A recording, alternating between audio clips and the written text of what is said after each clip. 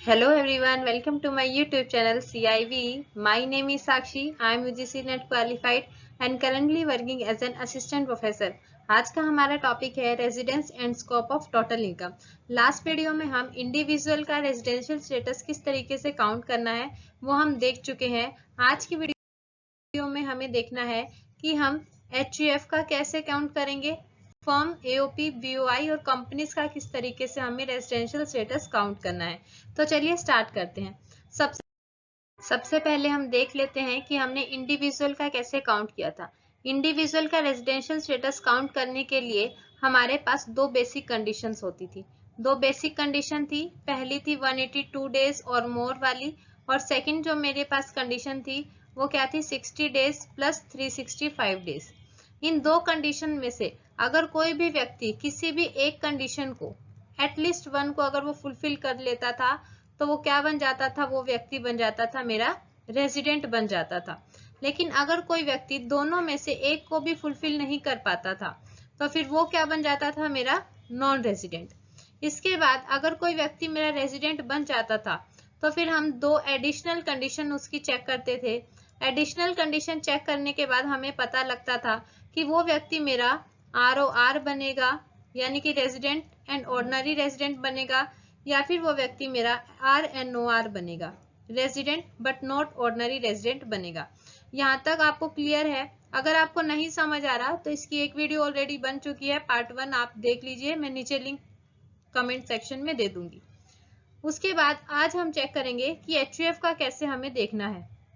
HUF का देखने के लिए भी सेम है, बस यहाँ जब हमने बेसिक कंडीशंस देखी थी, यहाँ हम क्या देखेंगे, बेसिक कंडीशन को ना देखते हुए यहाँ हम कंट्रोल एंड मैनेजमेंट देखेंगे। क्या देखेंगे? Control and management. Control and management किसका देखेंगे मैम? उस बिजनेस का जो कि किसके द्वारा चल रहा है, HUF के द्वारा। ऐसा बिजनेस जो HUF के द्वारा चलाया जा रहा है उसका कंट्रोल एंड मैनेजमेंट क्या होता है। सबसे पहले तो मैम ये कंट्रोल एंड मैनेजमेंट क्या होता है? कंट्रोल एंड मैनेजमेंट का मतलब है कि बिजनेस की मीटिंग्स कहाँ हो रही है, बिजनेस के अंदर जो पॉलिसीज है वो कहाँ ली, जो पॉलिसी डिसीजन है वो कहाँ लिए जा रहे हैं, पॉलिसीज कहाँ बन रही है, उस प्लेस को क्या बोलेंगे, कंट्रोल एंड मैनेजमेंट। लेकिन याद रहे यहाँ हम डे टू डे एक्टिविटीज के लिए, जो हमेशा चलाने के लिए, बिजनेस को स्मूथ चलाने के लिए जो हमें डे टू डे डिसीजंस लेने पड़ते हैं, डेली हमें डिसीजंस लेने पड़ते हैं, उनको काउंट नहीं किया जाएगा। यहाँ देखिए मैंने क्या किया है, उनके ऊपर क्रॉस कर दिया है कि डे टू डे डिसीजंस को हम काउंट नहीं करेंगे। हम सिर्फ किसको काउंट करेंगे? तो मैम किसको काउंट करेंगे? यहाँ हम सिर्फ जो पॉलिसी डिसीजंस होंगे, यानी कि जो इंपॉर्टेंट मेरे डिसीजंस है उन डिसीजन को ही हम क्या लेंगे, कंट्रोल एंड मैनेजमेंट के अंदर लेते हैं। HUF का कंट्रोल एंड मैनेजमेंट अगर पार्शियली और होली, पूरा या फिर थोड़ा बहुत इंडिया से होता है, अगर वो कहाँ से होता है, इंडिया से होता है, तो फिर वो क्या बन जाएगा, मेरा रेजिडेंट बन जाएगा। लेकिन अगर अपोजिट केस में, यानी कि मेरा जो कंट्रोल एंड मैनेजमेंट है सारा का सारा विदेशों से हो रहा है, तो उस केस में मेरी HUF क्या बन जाएगी, सीधा ही मेरी HUF बन जाएगी नॉन रेजिडेंट। यहाँ तक आपको क्लियर है? अगर कोई HUF रेजिडेंट बन जाती है तो उसके बाद हम चेक करेंगे कि मेरी रेजिडेंट ROR बनेगी, मेरी HUF ROR है या फिर RNOR है। अब मैम यहाँ तो एडिशनल कंडीशंस हमने चेक करी थी, लेकिन यहाँ क्या करेंगे, यहाँ भी एडिशनल कंडीशन ही चेक करेंगे। यहाँ भी क्या है, 2 एडिशनल कंडीशंस है, वही हम चेक करेंगे। इसका मतलब मैम क्या जो यहाँ थी इंडिविजुअल के केस में वही वाली एडिशनल कंडीशन चेक करनी है? जी वही, बिल्कुल वही वाली एडिशनल कंडीशन आपको चेक करनी है। लेकिन मैम यहाँ तो एक व्यक्ति था तो उसकी चेक करते थे, यहाँ तो पूरी की पूरी HUF है, तो किसकी चेक करनी है? HUF के अंदर सबसे बड़ा व्यक्ति कौन होता है? सबसे बड़ा है कर्ता, जो उस घर का मुखिया है। अब इस कर्ता की हम दो एडिशनल कंडीशन को चेक करेंगे और देखेंगे कि क्या कर्ता उन एडिशनल कंडीशन को फुलफिल करता है। अगर मेरा कर्ता दो एडिशनल कंडीशन को फुलफिल करता है तो उस केस में वो क्या बन जाएगा, ROR। कर्ता तो बनेगा ही, साथ में पूरी की पूरी HUF मेरी क्या बन जाएगी, रेजिडेंट एंड ऑर्डिनरी रेजिडेंट बन जाएगी। लेकिन अगर इसका अपोजिट केस हुआ, कर्ता ने दोनों में से या तो किसी एक कंडीशन को फुलफिल किया या तो फिर उसने एक भी कंडीशन को फुलफिल नहीं किया, तो उस केस में क्या होगा, उस केस में मेरी पूरी फैमिली, मेरी पूरी HUF क्या बन जाएगी, RNOR resident but not ordinary resident बन जाएगी। यहाँ तक आपको क्लियर है। अब मैम ये दो एडिशनल कंडीशंस कौन सी है जो इंडिविजुअल में थी? मैम इंडिविजुअल में भी कौन सी कंडीशंस थी हमें याद नहीं है। दो एडिशनल कंडीशन थी।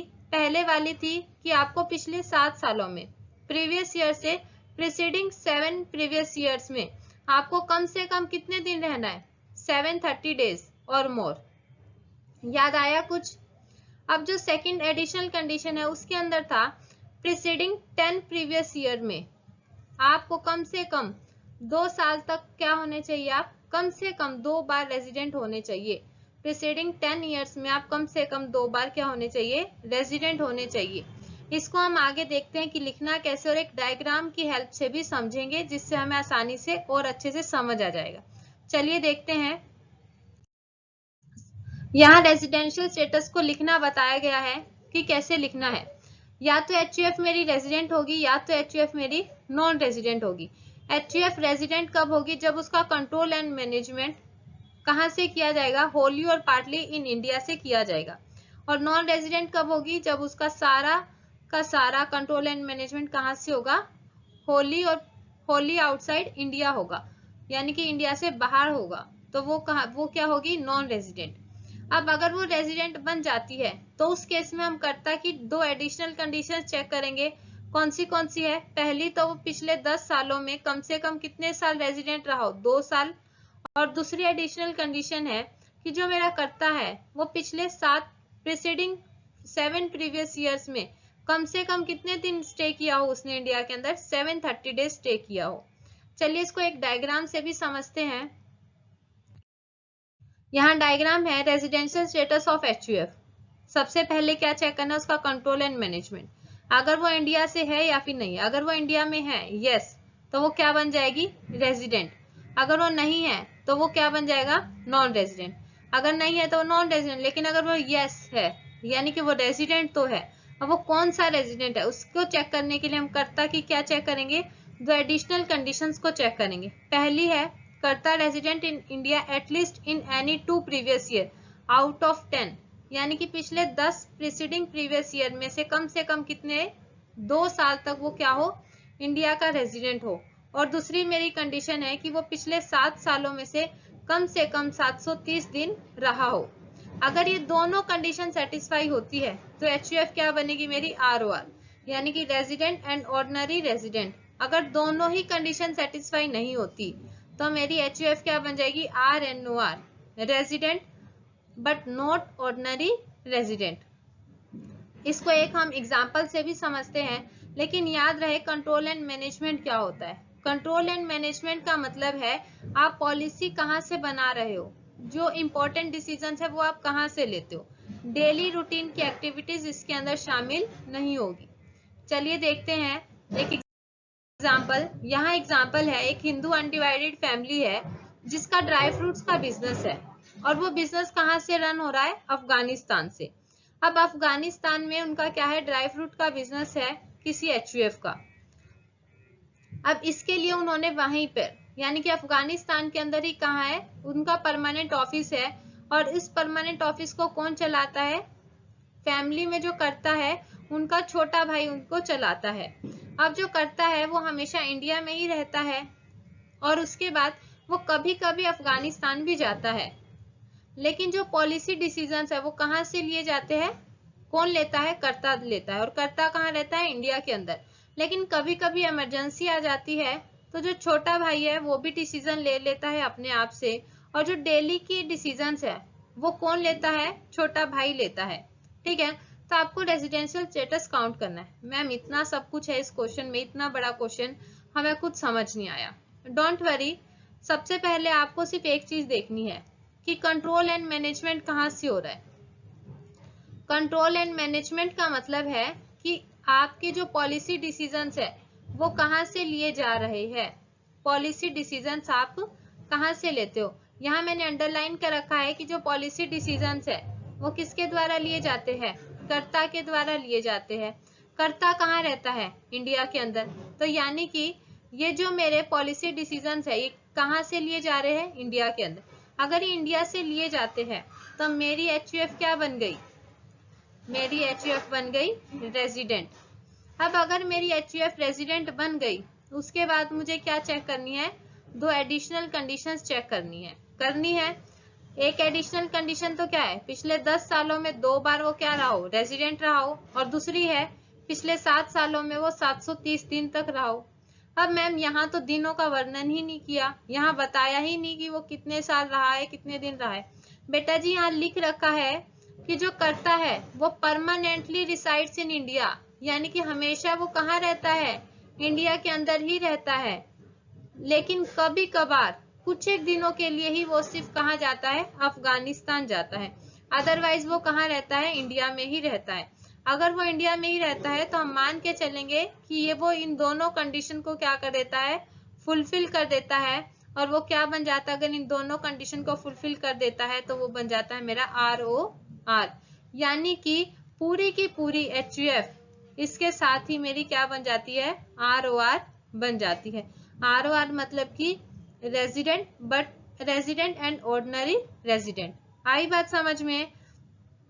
अगर आपको नहीं आई तो आप एक बार वीडियो को पीछे से जाके देखिए, स्टॉप करके देखिए, और फिर भी अगर आपको समझ नहीं आता है तो आप कमेंट सेक्शन में जरूर बताएं कि आपको क्या समझ नहीं आया।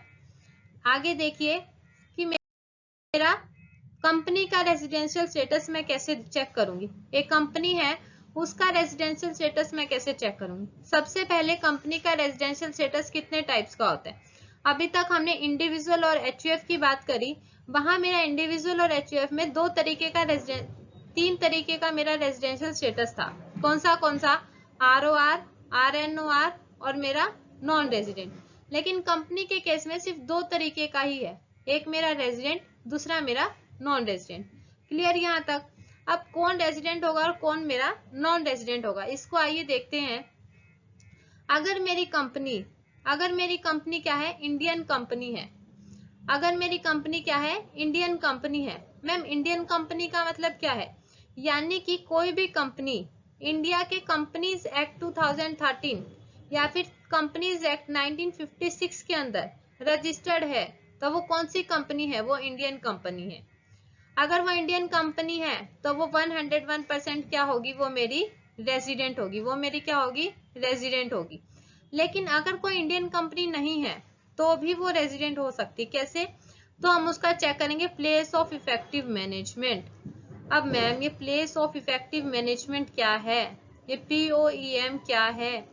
इसका मतलब है ऐसा प्लेस, ऐसी जगह जहां से सारे डिसीजंस लिए जाते हैं। कंपनी के अंदर ऑलमोस्ट सारे डिसीजन कब लिए जाते हैं? मीटिंग्स के अंदर लिए जाते हैं। वो मीटिंग्स कहाँ होती है? अगर वो मीटिंग्स इंडिया के अंदर है, जो कंपनी के डायरेक्टर्स है वो इंडिया के अंदर बैठकर डिसीजन लेते हैं, तो यानी कि मेरा प्लेस ऑफ इफेक्टिव मैनेजमेंट क्या है? इंडिया के अंदर है। लेकिन अगर मेरा प्लेस ऑफ मैनेजमेंट इंडिया के बाहर है तो फिर वो मेरा क्या बन जाएगी? Non resident. यानी कि सबसे पहले मैं चेक करूंगी कंपनी इंडियन है या फिर नहीं। अगर इंडियन कंपनी है तो मुझे कुछ और देखना ही नहीं, तो मैं सीधा ही क्या बन जाऊंगी? रेजिडेंट। लेकिन अगर मेरी कंपनी इंडियन कंपनी नहीं है, वो इंडियन कंपनी एक्ट के अंदर रजिस्टर्ड नहीं है, तो हम चेक करेंगे उसका प्लेस ऑफ इफेक्टिव मैनेजमेंट। अगर उसका place of effective management India है, यानी कि अच्छा ये भी हो सकता है कि उनकी 4 मीटिंग इंडिया के अंदर हुई हो, 4 मीटिंग तो उनकी इंडिया के अंदर हुई हो, और 2 मीटिंग या फिर 5 मीटिंग उनकी कहाँ हुई हो? बाहर हुई हो। यानी कि मान लेते हैं उनकी सिंगापुर में हुई हो। तो मैम इस केस में क्या होगा? इस केस में वो रेजिडेंट होगी कि वो नॉन रेजिडेंट? इस केस में भी हम उसको क्या मानेंगे बच्चे? रेजिडेंट मानेंगे, क्योंकि यहाँ भी वही केस होगा, होली और पार्शली। अगर ये place of effective management Holi और पार्शली इन इंडिया है, थोड़ा बहुत या फिर पूरा इंडिया से है, तो वो क्या बन जाएगी? रेजिडेंट बन जाएगी। लेकिन अगर सारा का सारा मेरा इफेक्टिव मैनेजमेंट बाहर से हो रहा है तो फिर उस केस में वो क्या बन जाती है? मेरी नॉन रेजिडेंट बन जाती है। आइए कुछ एग्जाम्पल से समझते हैं ताकि हमें और अच्छे से क्लियर हो जाए। यहाँ फर्स्ट एग्जाम्पल आपके सामने है। एक ए लिमिटेड एक कंपनी है, जो कि कौन सी कंपनी है? Foreign company. यानी कि देखिए सबसे पहले मेरे पास 2 कंडीशन थी, एक इंडियन कंपनी वाली थी और दूसरी मेरे पास कौन सी थी मेरी, place of effective management. Indian company वाली तो यही कैंसिल हो गई क्योंकि ये क्या है, foreign company. In the previous year 24-25 its place of effective management is in India. अब इसने ये वाली कंडीशन फुलफिल कर दी तो ये क्या होगी मेरी, इन दोनों में से कोई एक आपको फुलफिल करनी थी। आपने ये वाली कर दी तो भी आप क्या बन जाओगे, रेजिडेंट बन जाओगे। यानी कि ये जो कंपनी ए लिमिटेड है ये मेरी क्या है, रेजिडेंट है प्रीवियस ईयर 24-25 के लिए। चलिए सेकंड एग्जांपल देखते हैं। एक्स लिमिटेड, जो मेरी एक्स लिमिटेड है वो एक इंडियन कंपनी है। अब देखिए इंडियन कंपनी है तो अब दो कंडीशन थी मेरी, पहली थी मेरी इंडियन कंपनी की, दूसरी कंडीशन थी मेरी प्लेस ऑफ इफेक्टिव मैनेजमेंट की। इसने पहले वाली फुलफिल कर ली। अब मेरे लिए और कुछ मुझे देखना ही नहीं है, हमें रेजिडेंशियल स्टेटस बताना है। बाकी में हम क्वेश्चन को रीड कर सकते हैं लेकिन बाकी चीज मेरे लिए इमैटेरियल, इरेलीवेंट हो जाती है क्योंकि मुझे पहली ही लाइन में पता लग गया ये मेरी कौन सी कंपनी है, इंडियन कंपनी है। ये मेरी कौन सी कंपनी है, इंडियन। अगर इंडियन कंपनी है तो वो 101% कौन सी कंपनी होगी मेरी, रेजिडेंट होगी। ठीक है, चलिए वैसे फिर भी आगे क्वेश्चन रीड कर लेते हैं कि एक्स लिमिटेड एक इंडियन कंपनी है और वो अपना बिजनेस कहाँ से चलाती है, इंडियन कंपनी कैरिंग, और वो बिजनेस चलाती है ब्रिटिश ईस्ट अफ्रीका से चलाती है। और पिछले साल जो उसकी इनकम है वो ब्रिटिश ईस्ट अफ्रीका से ज्यादा आई है इंडियन इनकम के कंपैरिजन में। यानी कि वो बोलना चाहते हैं कि फॉरेन इनकम ज्यादा है इंडियन इनकम से। हमें, हमारे लिए ये सब चीजें क्या है, इरेलीवेंट है। हमें सिर्फ ये दो चीजें देखनी है, अगर दोनों में से एक कंडीशन को फुलफिल कर लेता है तो वो क्या बन जाता है, मेरा रेजिडेंट बन जाता है। चलिए आगे देखते हैं। अब मैंने दो का देख लिया, एक हमने एचयूएफ का देख लिया, दूसरा हमने कंपनी का देख लिया। अब हमारे पास सिर्फ firms, AOP, BOI, local authorities, इन सब का बचा है। इन सब के लिए भी हमें वही चेक करना है, सिर्फ एक कंडीशन चेक करनी है कि इनका कंट्रोल एंड मैनेजमेंट कहाँ से होता है। अगर इनका कंट्रोल एंड मैनेजमेंट इंडिया से होता है थोड़ा बहुत या फिर सारा, यहाँ लिखा है होली और पार्शली, थोड़ा बहुत या फिर सारा कंट्रोल एंड मैनेजमेंट कहाँ से होता है, इंडिया से होता है, तो उस केस में क्या बन जाएंगे, रेजिडेंट बन जाएंगे। लेकिन अगर मेरा सारा का सारा कंट्रोल एंड मैनेजमेंट कहाँ होता है, आउटसाइड इंडिया होता है, कहाँ होता है, आउटसाइड इंडिया होता है, तो उस केस में एओपी, बीओआई, फर्म्स, ये सब क्या बन जाएगी, मेरी नॉन रेजिडेंट बन जाएगी। आई होप कि आपको समझ आया होगा। अगर आपको कोई भी डाउट आता है तो आप नीचे कमेंट सेक्शन में कमेंट करके जरूर बताइए कि आपको क्या डाउट है, मैं आंसर देने की पूरी कोशिश करूंगी। Thanks for watching. अगर आपको वीडियो पसंद आई है तो लाइक शेयर करना मत भूलिएगा, चैनल को सब्सक्राइब जरूर कर दीजिए। Thank you, have a nice day.